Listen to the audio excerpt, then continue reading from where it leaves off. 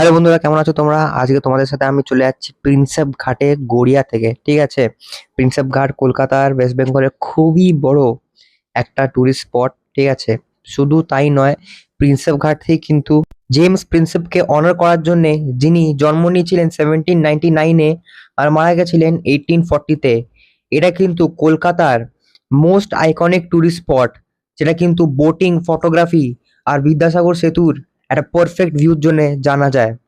এটা কিন্তু white Memorial structure, যেটা জেমস প্রিন্সেপের, সেটা কিন্তু গ্রিক রোমান আর্কিটেকচারের তৈরি, যেটা কিন্তু খুবই রেয়ার কলকাতায় যেটা দেখা যায়।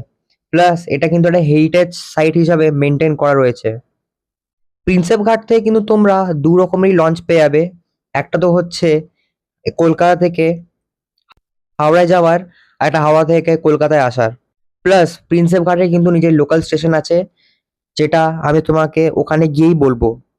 তোমরা যদি এখন জিজ্ঞাসা করো আমরা কোথায় আছি, আমরা কিন্তু এখন রুবির দিকে এগাচ্ছি। আর আমাদের ওপরে যে মেট্রো ব্রিজটা আছে, অরেঞ্জ লাইন মেট্রো, এটা হচ্ছে বন্ধুরা অ্যাটমসফিয়ার বিল্ডিং, যেটা কিন্তু খুবই iconic for its hanging swimming pool. ঠিক আছে, তো এই দুটো বিল্ডিং কিন্তু ওপর থেকে জোড়া আছে, আর তার মাঝখানে একটা সুইমিং পুলও আছে। এইখানে এই ব্রিজটা থেকে কিন্তু আমরা দ্য 42 যে বিল্ডিংটা, সেটাকে আমরা দেখতে পাই। আজকে ওয়েদার খুবই খারাপ ছিল বলে দেখা যায়নি, ভিডিওতে পরিষ্কার আসছে কি করে জানি না, কিন্তু দেখতে গেলে আজকে ওয়েদার খুবই খারাপ ছিল। এখান থেকে বন্ধুরা তোমরা মহা ফ্লাইওভার ধরে প্রিন্সেপ ঘাট, হাওড়া স্টেশন আর ওই দিকের অঞ্চলে চলে যেতে পারো। তোমরা যদি ব্রিজটার নিচ দিয়ে যাও তাহলে কিন্তু তোমরা এয়ারপোর্ট পৌঁছে যেতে পারো ডাইরেক্ট। ঠিক আছে, আর আমাদের এই পাশে হচ্ছে সায়েন্স সিটি। সায়েন্স সিটি আমাদের অনেকদিনই আসা হয়নি, আমি খুবই তাড়াতাড়ি সায়েন্স সিটির উপর একটা ভিডিও বানাবো। ততক্ষণ তোমরা আমার বাইকের ভিডিওগুলো এনজয় করো।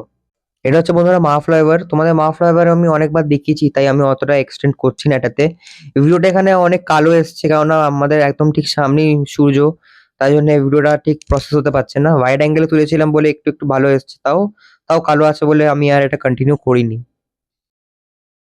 এবার বন্ধুরা আমরা যে মোড়টাতে চলে এসেছি, এখান থেকে যদি তোমরা লেফট সাইডে যাও তাহলে তুমি আলিপুর আর ডিএইচ রোডের দিকে এগিয়ে যাবে, চিলিয়া বাগানের দিকেও এগিয়ে যাবে। আর যদি সামনে রাস্তাটা কন্টিনিউ করো তাহলে তোমরা প্রিন্সেপ ঘাট আর বিদ্যাসাগর সেতুর দিকে চলে যাবে।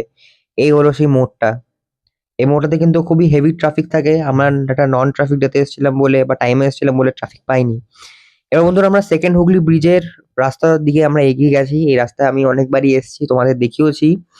কিন্তু এই রাস্তায় যাওয়ার পথে একটা ডাইভারশন আসবে, যেখানে আমরা নিচে নেমে যাবো। ঠিক আছে, তোমাদের কিন্তু এখানটা লেফট সাইডটা ধরে চলতে হবে।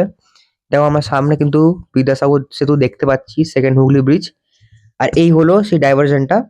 ঠিক আছে, এখানে সেন্ট জর্জ গেট দেখাচ্ছে, আমরা এদিকে চলে যাবো। আর আমাদের সামনের রাস্তাটা কিন্তু বিদ্যাসাগর সেতু হয়ে সাঁতরাগাছির দিকে এগিয়ে যাচ্ছে।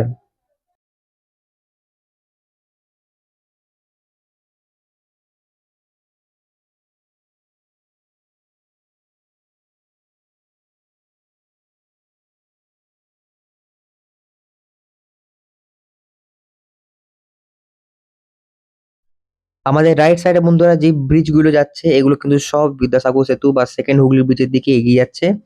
এটা কিন্তু একটা ক্যান্টনমেন্ট এরিয়া, তাই কিন্তু এখানে খুব ভালোভাবে আর্মি ইয়েগুলো সাজানো আছে।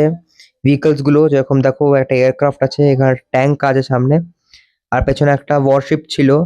খুবই খুবই একটা প্লিজিং জায়গা এটা।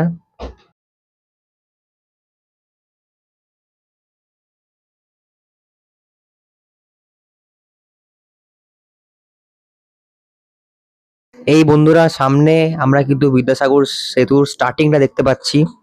এটা কিন্তু খুবই থিক ব্রিজটা। ঠিক আছে, ব্রিজটা কিন্তু তৈরি হয়েছিল 3rd জুলাই 1979-এ।